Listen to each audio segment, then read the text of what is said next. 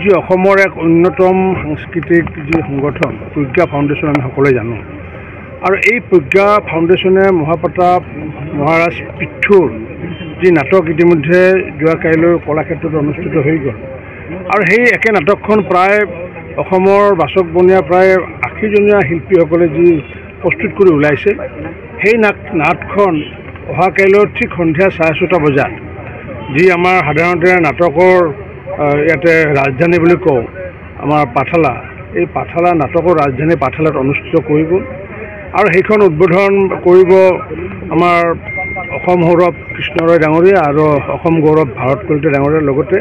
বশিষ্ঠ বুজবৰুৱা বিশিষ্ট সমাজসেৱক। গতিকে মই সকলো ৰাইজকে কাৰণ এই নাটকখন যিসকলে চাব নাপাব তেওঁলোকে বহু মিছ কৰিব কাৰণ এনেকুৱা অপূৰ্ব সমাহাৰৰ নাটক পূৰ্বতে আমাৰ এই অঞ্চলত হোৱা নাই। গতিকে সকলোকে মই স্থানীয় বিধায়ক হিচাপে সকলোকে মই নাটকখন চাবলৈ সকলোকে মই অনুৰোধ জনাইছোঁ। এইটো কাটকৰ এতিয়া জিলাৰ বামুণী গাঁৱত মোৰ প্ৰাক্তন সতীৰ্থ সাংবাদিক বন্ধুসকলৰ লগত মই যেতিয়া বাৰ্তালাপত আছিলোঁ আৰু বাৰ্তালাপৰ সময়ত তাত মোৰ মুখৰ পৰা এটা অসাংবিধানিক শব্দ এটা প্ৰকাশ হৈছিলে আৰু সেই অসাংবিধানিক শব্দৰ বিষয়ে মই যেতিয়া পিছত বোধগম্য মোৰ হ'ল আৰু তাৰপিছত যেতিয়া মই দেখিলোঁ সেই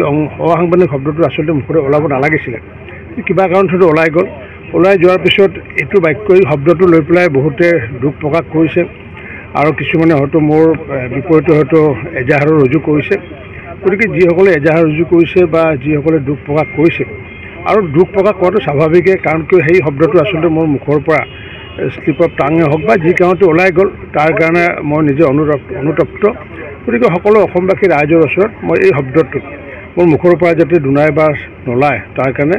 মই নিশ্চিত ৰূপত মই সংযত হ'ম আৰু সকলো ৰাইজকে মই ক্ষমা প্ৰাৰ্থনা বিচাৰিছোঁ।